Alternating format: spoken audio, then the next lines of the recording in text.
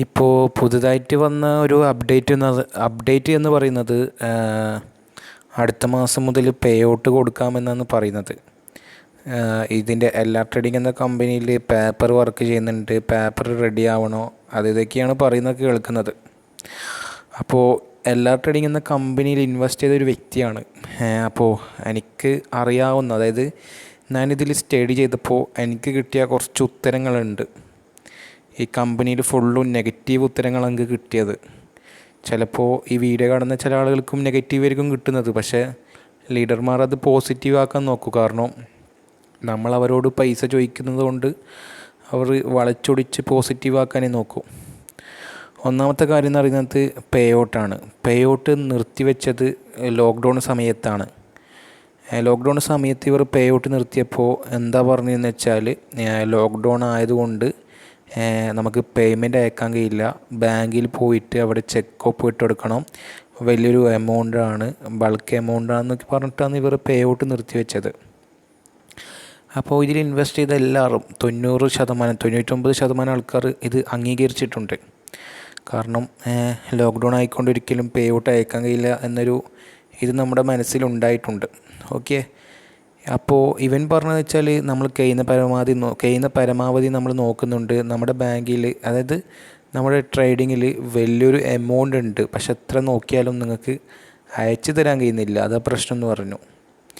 അപ്പോൾ കുറച്ച് ദിവസങ്ങൾ കഴിഞ്ഞപ്പോൾ നിഷാദ് പുതിയൊരു അപ്ഡേറ്റ് വന്നു. ആ ഒരു അപ്ഡേറ്റിൽ പറഞ്ഞതെന്ന് വെച്ചാൽ, സോഫ്റ്റ്വെയർ വഴി നമ്മൾ ഇത് പേയ്മെൻറ്റ് കൊടുക്കാനാണ് ഉദ്ദേശിക്കുന്നത്. നിങ്ങൾ ഇങ്ങോട്ടേക്കൊന്നും സംസാരിക്കാൻ നിൽക്കണ്ട, നിഷാദിനെ ഇങ്ങോട്ടേക്ക് ആരും പഠിപ്പിക്കാൻ നിൽക്കണ്ട, നിഷാദിന് എല്ലാ കാര്യങ്ങളും ചെയ്യാനറിയാം എന്ന വലിയൊരു അഹങ്കാരത്തോടെ നിഷാദ് വോയിസ് ഇട്ടു. അപ്പോൾ നമ്മളെല്ലാവരും ഇതിൽ ഇൻവെസ്റ്റ് ചെയ്ത കടം എടുത്തിട്ട് ഇതിൽ ഇൻവെസ്റ്റ് ചെയ്ത ആൾക്കാരെല്ലാവരും സന്തോഷിച്ചിട്ട് ഇതാക്കി, ഇതിൽ എല്ലാവരും വെയിറ്റ് ചെയ്തു. അപ്പോൾ നിഷാദ് കുറച്ച് ദിവസങ്ങൾ കഴിഞ്ഞിട്ട് എന്താ ചെയ്തതെന്ന് വെച്ചാൽ, ഒന്നും കൂടി പുതിയ വോയിസ് ഇട്ടു. നമ്മൾ രാത്രി കമ്പനിയുമായി വീഡിയോ കോൾ ചെയ്യുന്നുണ്ട്, അപ്പോൾ പുതിയ ഒരു അപ്ഡേറ്റ് കിട്ടും, നല്ലൊരു പോസിറ്റീവ് അപ്ഡേറ്റ് ആയിരിക്കും കിട്ടലെന്ന് പറഞ്ഞു. അപ്പോൾ നമ്മൾ വെയിറ്റ് ചെയ്തു വീഡിയോസിന് വേണ്ടി. അപ്പോൾ വീഡിയോസ് വന്നു. അപ്പോൾ അതിൽ നെഗറ്റീവ് റിസൾട്ടാണ് കിട്ടിയത്. എന്താണെന്ന് വെച്ചാൽ, കമ്പനി ട്രേഡിങ് ചെയ്യുമ്പോൾ ലോസ് വരാൻ ചാൻസ് കൂടുതലാണ്. അപ്പോൾ ഈ സമയത്ത് ട്രേഡിങ് നടക്കില്ല. അതുകൊണ്ട് തന്നെ നമുക്ക് എത്ര നോക്കിയാലും ട്രേഡിങ് നടത്തൂല. അപ്പോൾ നിഷാദ് അതിനു മുമ്പ് പറഞ്ഞ 2 കള്ളത്തരാണ് എനിക്കിതിൽ നിന്ന് കിട്ടിയൊരു ഉത്തരം. ഈ എല്ലാ ട്രേഡിംഗ് എന്ന കമ്പനി കുറേ കള്ളത്തരങ്ങൾ നിറഞ്ഞൊരു കമ്പനിയാണെന്ന് മനസ്സിലായി. നിഷാദിൻ്റെയും പല കള്ളത്തരങ്ങൾ, വാഗ്ദാനം നിറഞ്ഞ കള്ളത്തരങ്ങൾ അതിലുണ്ടെന്ന് മനസ്സിലായി. ഒന്നാമത് മനസ്സിലാക്കിയത് ലോക്ക്ഡൗണിൻ്റെ കാരണങ്ങൾ പറഞ്ഞ് ഇവൻ പേ ഔട്ട് നിർത്തിവെച്ച്. രണ്ടാമത് സോഫ്റ്റ്വെയർ എന്ന് പറഞ്ഞിട്ട് നമ്മളെ കുറേ കളികളിപ്പിച്ച്, സോഫ്റ്റ്വെയർ പൈസ കൊടുക്കുന്നിട്ട് കളികളിപ്പിച്ച്. എന്നിട്ട് എന്താ ചെയ്തതെന്ന് വെച്ചാൽ, ഈ കൊറോണ മാറി കുറച്ച് കുറഞ്ഞപ്പോൾ ഇവന് പുതിയൊരു അപ്ഡേറ്റ് ഇട്ടു. ഒരു മാസമോ കുറച്ച് ദിവസങ്ങൾ കഴിഞ്ഞിട്ട്. എന്താ അപ്ഡേറ്റ് എന്ന് വെച്ചാൽ, നമ്മൾ ഡാഷ് ബോർഡിലുള്ള എമൗണ്ട് ക്രെഡിറ്റ് ചെയ്യുമെന്ന് പറഞ്ഞു. ഓക്കെ, ഡാഷ് ബോർഡിലുള്ള എമൗണ്ട് ക്രെഡിറ്റായി. എന്നിട്ട് കുറച്ച് ദിവസങ്ങൾ കഴിഞ്ഞപ്പോൾ നിഷാദ് എന്താ ചെയ്തതെന്ന് വെച്ചാൽ, മോറിസ് പേ കൊണ്ടുവന്ന് ഈ ബാങ്ക് കുറേ ആൾക്ക് പെൻഡിങ് എന്ന് പറയുന്ന സംഭവമുണ്ട്. അപ്പോൾ അത് പരിഹരിക്കാൻ വേണ്ടിയിട്ടാണ് മോറിസ് പേ എന്ന് പറയുന്ന സംഭവം കൊണ്ടുവന്നത്. അപ്പോൾ എന്താ ചെയ്യുന്നത് വെച്ചാൽ, ഈ മോറിസ് പേയിലേക്ക് എല്ലാവരോടും നമ്പറും ഐഡിയെല്ലാം ക്രിയേറ്റ് ചെയ്യാൻ പറഞ്ഞു. അപ്പോൾ നമ്മളെല്ലാവരും ക്രിയേറ്റ് ചെയ്തു. നമുക്കിതുവരെ ഒരു പ്രോബ്ലം ഉണ്ടായിട്ടില്ല മോറിസ് പേയിൽ. പക്ഷേ എന്താ പ്രശ്നം എന്ന് വെച്ചാൽ, നമ്മൾ വേറൊരാളോട് ചോദിച്ചപ്പോൾ ഈ അപ്ഡേറ്റിംഗ് എന്ന് കാണിക്കുന്നുണ്ട്. അപ്പോൾ നമ്മൾ വേറൊരു സുഹൃത്ത് വിളിച്ചു ചോദിച്ചപ്പോൾ അദ്ദേഹം പറഞ്ഞ കാര്യം എന്ന് വെച്ചാൽ, ഇതിലിവർ ഫണ്ട് ഇടാത്തത് കൊണ്ടാണ് അപ്ഡേറ്റിംഗ് പ്രോസസ്സിംഗ് എന്ന് കാണിക്കുന്നത്, അല്ലാതെ വേറൊരു പ്രശ്നമല്ല. പിന്നെ നിഷാദ് പറയുന്നൊരു കാര്യം എന്ന് വെച്ചാൽ, ഇതിൽ 1 കോടി ഒരു വ്യക്തി ഹാക്ക് ചെയ്തെടുത്തു എന്നൊക്കെ പറയുന്നുണ്ട്. നിഷാദിന് എന്തും പറയാം, കാരണം നിഷാദ് കള്ളത്തരങ്ങളുടെ ഉസ്താദ് എന്ന് വിളിക്കപ്പെടുന്ന ഒരാളാണ് നിഷാദ്. അപ്പോൾ എന്താ ചെയ്യുന്നത് വെച്ചാൽ, അങ്ങനെ മോറിസ് പേൻ്റെ കാരണങ്ങൾ പറഞ്ഞ് നിഷാദ് കുറേ കളി കളിപ്പിച്ചു. നമ്മൾ ബാങ്കിലേക്ക് പേയ്മെൻറ്റ് കൊടുക്കുന്ന ഒരു സിസ്റ്റത്തിലേക്ക് വരുന്നു എന്ന് പറഞ്ഞു. ഓക്കെ, ബാങ്കിലേക്കുള്ള പേയ്മെൻറ്റ് സിസ്റ്റത്തിലേക്ക് ആക്കിക്കോ, കുഴപ്പമില്ല. അത് നല്ലതാണെന്ന് വിചാരിച്ചു. അപ്പോൾ എന്താണെന്ന് വിചാരിച്ചാലില്ലേ, ഇവർ ബാങ്കിങ് പെൻഡിങ് എന്ന് പറഞ്ഞുകൊണ്ട് നിൽക്കുന്നത് ആദ്യം ക്രെഡിറ്റായി. സാധാരണ എൻ്റെ ബാങ്ക് അക്കൗണ്ടിൽ ഇങ്ങനത്തെ ഒരു ഇഷ്യൂസ് ഉണ്ടാകലില്ല. പെൻഡിങ് എമൗണ്ട് എന്ന് പറഞ്ഞിട്ട് കൃത്യമായിട്ട് കയറും.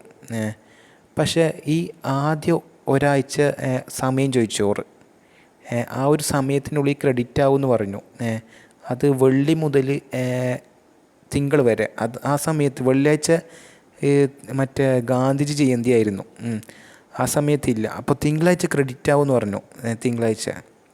അപ്പോൾ തിങ്കളാഴ്ച ക്രെഡിറ്റ് ആയിട്ടില്ല. എന്നിട്ട് ഒരാഴ്ചയും കൂടി സമയം ചോദിച്ചു.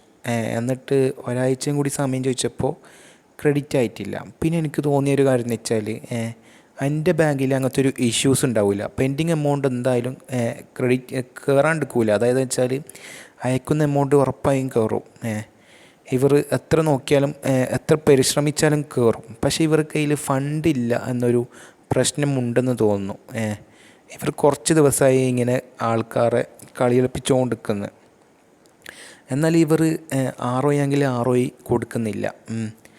ആദ്യം എന്തൊക്കെ വാഗ്ദാനങ്ങളാണ് പറഞ്ഞത്, അതൊന്നും ഇപ്പോൾ ഇല്ല. നിഷാദിന് പണ്ടത്തെ പോലെ ഒരു ആത്മവിശ്വാസമോ ഉഷാറൊന്നും ഇപ്പോൾ ഇല്ല. അതാണ് എനിക്ക് നെഗറ്റീവായിട്ട് കിട്ടിയത്.